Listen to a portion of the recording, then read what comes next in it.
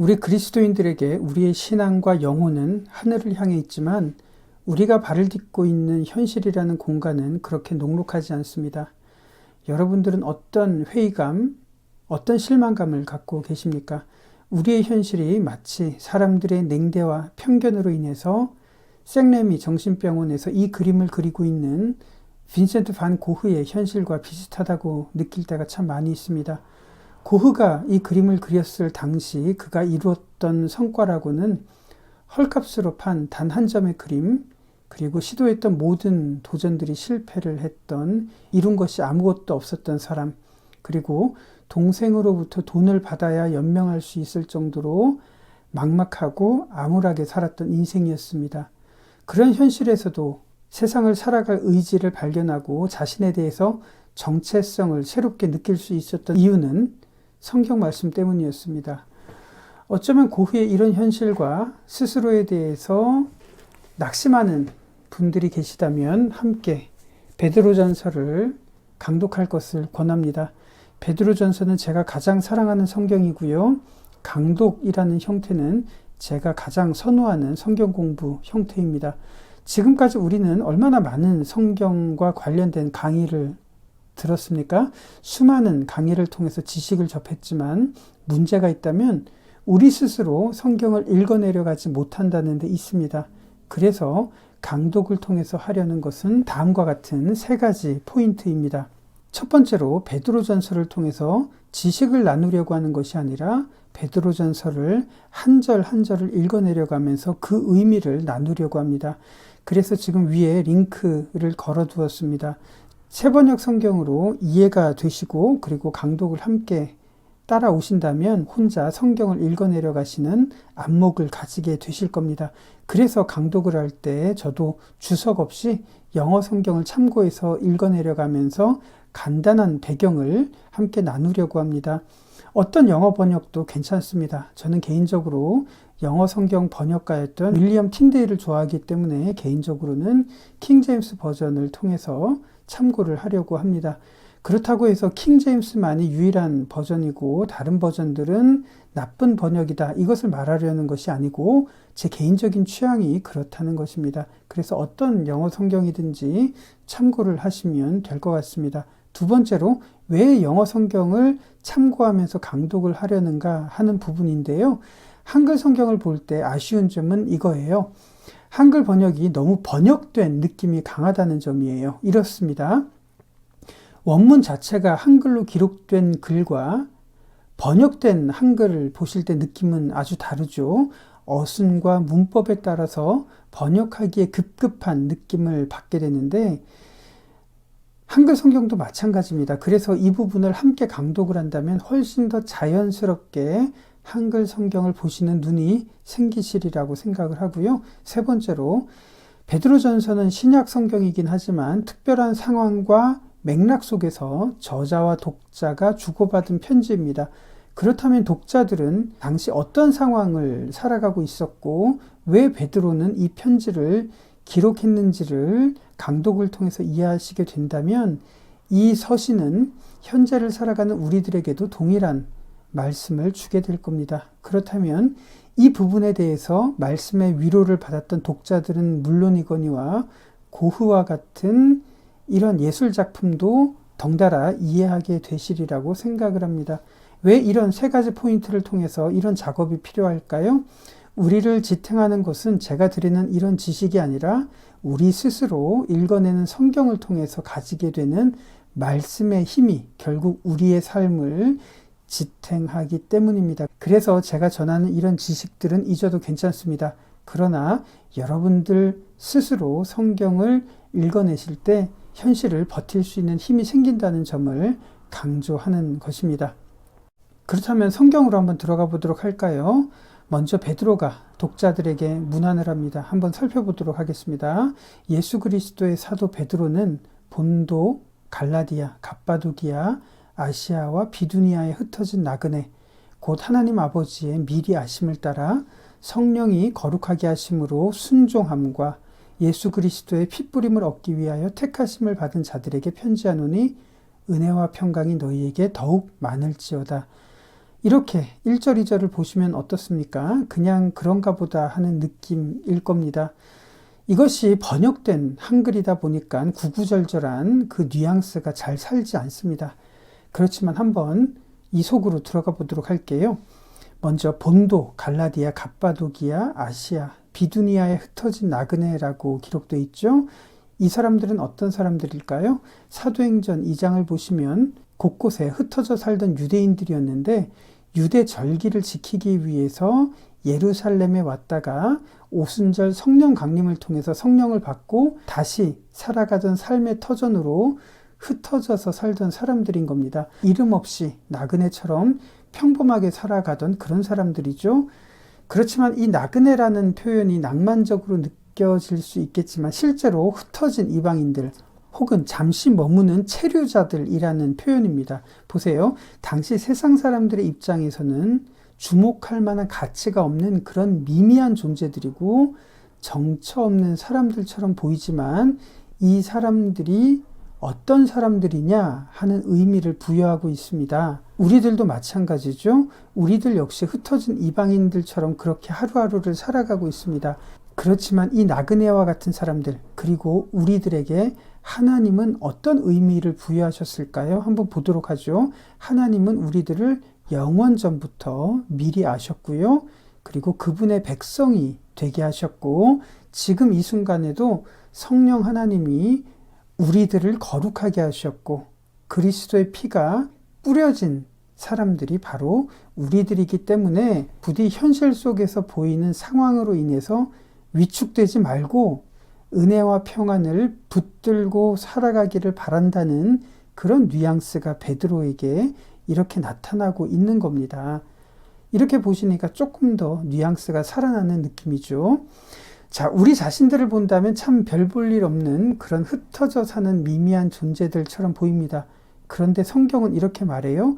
우리를 향한 하나님의 계획, 성령께서 지금 거룩하게 붙들고 계시고 예수 그리스도께서 피 뿌린 존재가 우리들이기 때문에 그것이 진짜 우리들의 현실이라는 것을 생각하라는 이 부분을 볼 때 정말 가슴이 뛰는 구절이 아닐 수가 없습니다. 우리가 바로 이런 존재라는 거예요.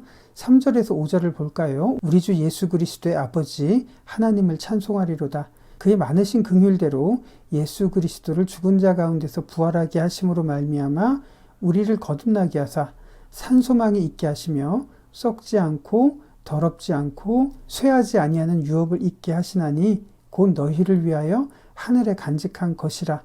너희는 말세에 나타내기로 예비하신 구원을 얻기 위하여 믿음으로 말미암아 하나님의 능력으로 보호하심을 받았느니라 라고 기록합니다. 우리 주 예수님의 아버지 하나님을 찬송해야 하는 이유는 이렇습니다. 하나님이 우리를 향해서 풍성한 자비를 가지시고 예수님을 우리에게 주셔서 우리를 거듭나게 하셨는데 예수님이 죽음에서 부활하셨기 때문에 하나님이 우리를 향하신 소망은 살아있는 명확한 소망입니다. 여러분들을 위해서 하늘에 예비된 이 소망, 이 유업은 절대로 썩거나 변하거나 시드는 것이 아니라는 것을 베드로는 강조하고 있습니다. 5절을 보실까요? 여러분들을 위해서 하늘에 소망이 예비되어 있기 때문에 여러분들을 그때까지 하나님께서는 책임지고 보호하시는 이유가 된다는 겁니다. 왜 그럴까요? 여러분들을 마지막 날에 이런 영광스러운 사실을 믿는 우리들의 믿음이 결코 틀리지 않았다는 것을 하나님께서 알게 하시려는 계획이 있다는 겁니다. 자, 이런 도식입니다. 보세요. 예수님이 어느 한순간에 이 세상에 오셨습니다. 그렇지만 그때나 지금이나 수많은 거짓 선지자들, 거짓 메시아들이 있었습니다. 그럼 그 순간에 오신 예수님이 진짜 메시아였던 것을 어떻게 알 수 있을까요? 그것을 위해서 구약시대의 수많은 선지자들이 예수님이 오실 것을 바라보고 예언했습니다. 그렇다면 이 예수님을 믿도록 하기 위해서 구약의 선지자들이 우리를 위해서 존재했던 거죠. 그렇게 구원을 이루시고 부활하시고 승천하신 예수님이 다시 오실 때까지의 이 시간을 성경에서는 말세 혹은 마지막 때라고 말합니다. 왜냐하면 언제 다시 예수님이 재림하실지 모르기 때문입니다. 그래서 말세라고 하는 건데요. 그러나 예수님이 재림하실 때까지 살아가는 우리는 나그네, 흩어진 이방인들처럼 보이지만 우리의 믿음이 결코 틀리지 않았다는 것을 확증하고 입증하시기 위해서 예수님께서 다시 오신다는 겁니다. 이 메시지가 바로 혹독하고 고통스러웠던 로마 시대의 현실을 살아가던 당시 그리스도인들이 붙잡았던 믿음입니다. 내가 붙잡은 이 믿음이 결코 틀리지 않았다는 것을 지금 베드로는 예수님을 통해서 확인해 주는 도식입니다. 그래서 그 다음을 보실까요? 그러므로 너희가 이제 여러 가지 시험으로 말미암아 잠깐 근심하게 되지 않을 수 없으나 오히려 크게 기뻐하는도다. 너희 믿음의 확실함은 불로 연단하여도 없어질 금보다 더 귀하여 예수 그리스도께서 나타나실 때에 칭찬과 영광과 존귀를 얻게 할 것이니라. 예수를 너희가 보지 못하였으나 사랑하는도다. 이제도 보지 못하나 믿고 말할 수 없는 영광스러운 즐거움으로 기뻐하니 믿음의 결국 곧 영혼의 구원을 받음이라. 자, 그러므로 무엇일까요? 우리의 믿음이 결코 틀리지 않았고 하나님이 그때까지 우리를 보호하게 될 것이므로 비록 한시적으로 아주 잠깐 여러 가지 유혹, 다시 말해서 우리의 믿음이 틀리지 않았을까 하는 그런 유혹과 근심이 늘 무겁게 우리를 짓누르는 현실이라고 하더라도 우리가 아주 크게 기뻐하는 이유가 무엇일까요? 이것은 우리들의 믿음을 단련하는 한순간에 불과하다는 것입니다. 마치 금덩어리를 정금으로 단련하기 위해서 불로 재련을 하지만 결국 이 금도 언젠가는 없어질 것에 불과한 것에 비해서 우리들의 믿음은 순금으로 만들기 위해서 여러 가지 재련 과정들이 있지만 그 믿음이야말로 영원히 없어지지 않을 분명한 실체라는 것이기 때문에 예수 그리스도께서 나타나시면 반드시 우리들의 믿음이 틀리지 않았다는 것, 그것이 칭찬과 영광과 존귀한 일이 된다는 것을 알게 될 것이다 라고 말씀을 하고 있는 거예요. 그래서 그 예수님을 우리들은 보지 못하고 믿었고 지금도 예수님을 보지 못하지만 우리들이 형용할 수 없는 기쁨과 즐거움을 가진 이유가 바로 믿음이 드러나게 될 그 순간 우리의 믿음이 결코 잘못된 것이 아니었고 영원히 구원을 받게 될 것이 확실하기 때문에 우리들이 예수님을 사랑하게 된다는 겁니다. 10절에서 12절을 볼까요? 이 구원에 대하여는 너희에게 임할 은혜를 예언하던 선지자들이 연구하고 부지런히 살펴서 자기 속에 계신 그리스도의 영이 그 받으실 고난과 후에 받으실 영광을 미리 증언하여 누구를 또는 어떤 때를 지시하시는지 상고하니라. 이 섬긴 바가 자기를 위한 것이 아니요 너희를 위한 것임이 계시로 알게 되었으니 이것은 하늘로부터 보내신 성령을 힘입어 복음을 전하는 자들로 이제 너희에게 알린 것이요 천사들도 살펴보기를 원하는 것이니라. 자, 이 구원에 대해서 오래전에 살았던 선지자들이 언제 어떻게 이 세상에 그리스도께서 오실지 그리스도의 영을 통해서 예언을 했습니다. 그래서 그리스도께서 오시면 고난을 받고 부활의 영광을 얻게 될 것임을 수많은 선지자들이 예언을 했죠. 그래서 우리들은 그 예언을 통해서 다른 메시아 거짓 선지자들이 아니라 2000년 전에 오신 그 예수께서 진짜 예언된 그리스도라는 것을 확인할 수 있었다는 말입니다. 그렇다면 구약 시대의 선지자들이 예수님을 예언했던 이것은 누구를 위한 것일까요? 자신들을 위한 것이 아니라 바로 우리들을 위해서 그렇게 예언한 것입니다. 이사야 선지자는 순교를 당했고 예레미야 선지자는 어두운 구덩이에서 평생 동족들로부터 미움을 당했고 엘리야는 극심한 우울증으로 인해서 삶을 비관했지만 그들에게 보여주셨던 예언과 계시는 바로 우리가 믿는 대상이 확실하다는 것, 그리고 앞으로 장차 우리의 믿음이 영광스럽게 드러날 것을 위해서 그들은 사역을 했고요. 이것은 심지어 천사들조차도 우리를 부러워하는 것이다 라고 베드로는 말하고 있습니다. 왜 그럴까요? 마지막 순간까지 하나님이 우리를 보호하고 붙들고 계시지만 천사들에게는 이러한 예정이나 보호나 핏부림이 없었다는 것입니다. 천사는 타락하면 바로 악한 영이 되어서 심판을 받을 존재에 불과하다는 겁니다. 그러니까 천사들에 비해서 우리가 얼마나 위대한 존재라는 것을 베드로는 이렇게 설명을 하고 있는 거예요. 비록 우리들은 어려운 현실을 살아간다고 하더라도 우리의 믿음은 위대한 영광스러운 실체를 향하고 있다는 것을 베드로는 권면하고 있습니다. 그렇다면 현재 우리들은 어떻게 살아야 될까요? 그것이 13절에서 16절입니다. 그러므로 너희 마음의 허리를 동이고 근신하여 예수 그리스도께서 나타나실 때에 너희에게 가져다 주실 은혜를 온전히 바랄지어다. 너희가 순종하는 자식처럼 전에 알지 못할 때에 따르던 너희 사욕을 본받지 말고 오직 너희를 부르신 거룩한 이처럼 너희도 모든 행실에 거룩한 자가 되라. 기록되었으되 내가 거룩하니 너희도 거룩할지어다 하셨느니라. 우리의 믿음이 확실하다는 것이 드러날 것이기 때문에 제발 마음을 단단히 묶고 정신을 차려서 예수님이 나타나실 그때 우리에게 주실 은혜를 소망해야 된다고 말하고 있습니다. 왜 소망해야 될까요? 현실은 고통스럽고 우리의 믿음은 재련하는 것처럼 온갖 고통스러운 환경에 노출이 되어 있기 때문에 이 소망을 바라보지 않으면 우리가 절망할 수밖에 없다고 말하고 있습니다. 그래서 마음을 단단히 붙잡고 정신을 차려야 하는 것이겠죠.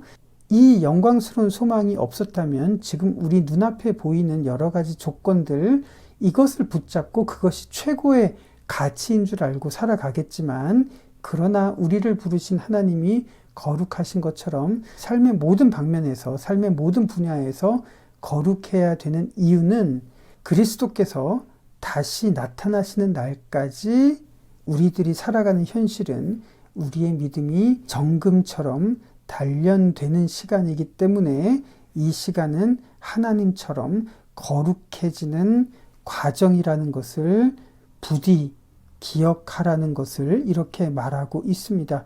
그렇다면 우리는 왜 거룩하게 지내야 될까요? 그것이 17절에서 21절에 나옵니다. 외모로 보지 않고 각 사람의 행위대로 심판하시는 이를 너희가 아버지라 부른즉 너희가 나그네로 있을 때에 두려움으로 지내라. 너희가 알거니와 너희 조상이 물려준 헛된 행실에서 대속함을 받은 것은 은이나 금같이 없어질 것으로 된 것이 아니요 오직 흠없고 점없는 어린 양 같은 그리스도의 보배로운 피로 된 것이니라. 그는 창세전부터 미리 알림 바 되신 이나 이 말세에 너희를 위하여 나타내신 바 되었으니 너희는 그를 죽은 자 가운데서 살리시고 영광을 주신 하나님을 그리스도로 말미암아 믿는 자니 너희 믿음과 소망이 하나님께 있게 하셨느니라. 우리가 하나님을 아버지로 부르게 되는 과정을 생각해 보면 그 답이 있습니다. 하나님은 우리의 외적인 모습, 외적인 조건, 지위가 아니라 우리의 믿음의 태도에 따라서 앞으로 평가할 것이기 때문에 우리가 비록 방황하는 거류민처럼 보이는 이러한 외적인 현실적인 모습에 위축되지 말고 믿음의 대상을 바라보면서 살라는 이 말입니다. 여기서 두려움으로 지내라는 말은 떨면서 그렇게 지내라는 것이 아니라 우리들의 실체, 우리들의 미래가 어떤 것인지를 주의하라는 말입니다. 무엇을 주의해야 될까요? 우리들이 구원을 받게 된 이유는 돈이나 물질적인 가치를 지불했기 때문이거나 혹은 권력이나 세속적인 가치를 통해서 구원을 받게 된 것이 아니라 그리스도께서 피를 흘려주신 이유는 그리스도께서 이미 창세 전부터 우리가 범죄한다는 사실을 알매도 불구하고 피를 흘려주셨고 우리를 향한 사랑이 어떠한가를 마지막 때에 선언하기 위해서 다시 나타날 것이라는 것을 이렇게 말하고 있습니다. 그렇기 때문에 우리들은 어떤 존재일까요? 어떤 사람일까요? 너희들의 믿음이 반드시 영광스럽다는 것을 나타내기 위해서 하나님은 그리스도를 죽은 자 가운데서 부활시키셨고 너희들은 이것을 믿는 위대한 자들이라는 것을 베드로는 이렇게 강조하고 있는 겁니다. 우리들이 만약에 로마 시대를 살아가는 시민들의 입장이라면 이것은 말도 안 되는 선언이겠죠. 이 흩어져 살던 나그네 같은 사람들은 돈도 없고 권력도 없고 찌질하게 살아가는 이런 사람들입니다. 쟤네들은 뭔데 저렇게 살까라고 당시 사람들은 생각했겠지만 이들이 지탱하는 버팀목은 바로 이러한 믿음입니다. 비록 세상 사람들은 그렇게 본다고 할지라도 베드로가 강조하는 것은 이거죠. 너희들이야말로 창세전부터 하나님이 생각하셨고 계획하셨고 하나님의 아들의 가치를 희생해서 너희들을 구원할 만큼 너희들은 소중한 존재, 그리고 반드시 너희가 믿고 있는 것이 옳다는 것을 하나님께서 드러낼 것이기 때문에 이것을 생각한다면 어떻게 방탕하게 소망 없는 사람들처럼 그렇게 살아갈 수 있고 낙심할 수 있겠느냐 하는 내용들을 권면하고 있는 겁니다. 그렇기 때문에 하나님처럼 거룩하라 하는 것은 행위나 외모에서 나타나는 것이 아니라 우리가 지금 무엇을 바라보고 소망하느냐 하는 가치관과 태도를 거룩이라는 단어가 드러내고 있다는 것이죠.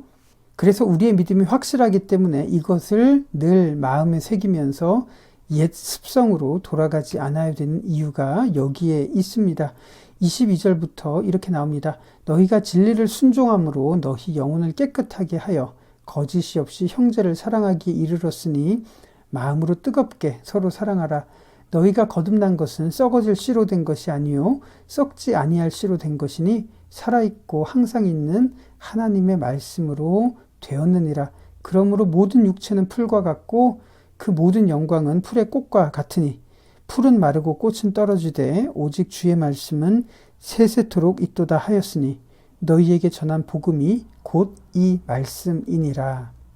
이 진리로 인해서 우리의 영혼이 정결하게 되고 형제를 사랑하게 된 것은 성령을 통한 것이기 때문에 더욱더 서로 열심히 사랑하라고 권면하고 있습니다. 성령을 통해서 진리를 순종하게 하고 사랑할 의지가 생긴 이유가 무엇일까요? 거듭나게 된 이유는 영원히 변하지 않는 하나님의 말씀 때문에 그렇게 된 것인데요. 이 하나님의 말씀은 결코 썩어서 없어지는 것이 아니라는 겁니다. 그래서 우리가 바라보고 있는 믿음, 이 믿음이야말로 환경과 상황에 따라서 변하고 썩어서 없어지는 것이 아니라 영원한 것이라는 것을 베드로는 말하고 있습니다. 모든 육체도 세상의 모든 영광과 권력도 심지어 로마 제국도 사라지고 없어집니다. 우리들이 혹시 붙잡으려고 소망하고 도모하는 세상의 가치와 지위, 권력 이것이 얼마나 오래 가겠습니까? 그러나 우리를 거듭나게 하신 하나님의 말씀은 영원히 변하지 않습니다. 우리를 향한 하나님의 사랑도 변하지 않습니다. 이 말씀을 토대로 여러분들에게 복음이 전해졌고 그래서 우리들에게 믿음이 생겼기 때문에 부디 현실 속에서 거류민처럼 나그네처럼 살아간다고 하더라도 영원한 세계를 바라보며 살아가기를 진심으로 소망하는 마음으로 베드로는 이 기록들을 써내려 가고 있는 겁니다. 베드로전서 1장의 강독을 이렇게 마쳤습니다. 맨 처음에 드렸던 질문이 이겁니다. 우리의 믿음에 대해서 확신이 없거나 의심을 가지고 계시다면 베드로가 이렇게 한 줄 한 줄 써내려간 베드로전서 1장의 말씀을 다시 한번 되새겨 보시기를 진심으로 바랍니다. 여러분들은 지금 어떤 상황이고 어떤 어려움 속에 있습니까? 빈센트 반 고흐는 현재 생레미 정신병원에 있으면서 성경 말씀을 기억하고 밤하늘을 상상하면서 이 그림을 그립니다. 고흐는 이렇게 말합니다. 사람들은 파리나 루앙으로 갈 때 기차를 탄다. 그러나 우리는 왜 저 별을 향해 갈 수 없는 것일까? 밤하늘의 별은 몇 개일까요? 12개입니다. 12사도, 12제자가 되기를 원했던 그 마음이 이렇게 반영이 되어 있습니다. 그런 간절한 열망 때문일까요? 하늘은 역동적으로 움직이고 있습니다. 그러면서 빈센트 반 고흐는 이렇게 말하죠. 우리는 순례자들이다. 우리의 인생은 이 땅에서 하늘로 이동하는 긴 걸음이자 긴 여정이다.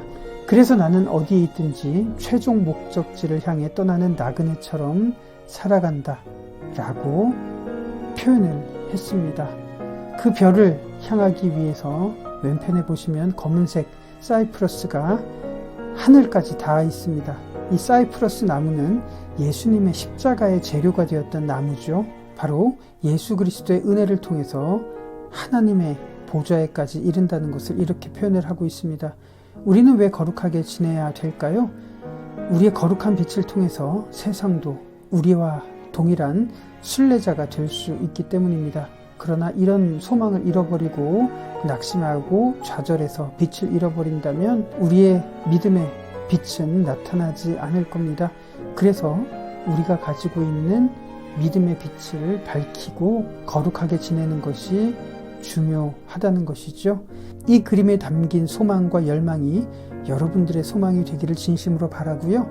현실 속에서 우리를 낙심시키는 여러 가지 고난과 어려움들이 있다고 하더라도 베드로가 써내려간 이 베드로전서의 말씀을 통해서 새로운 힘을 얻게 되시는 여러분들이 되시기를 진심으로 축복합니다.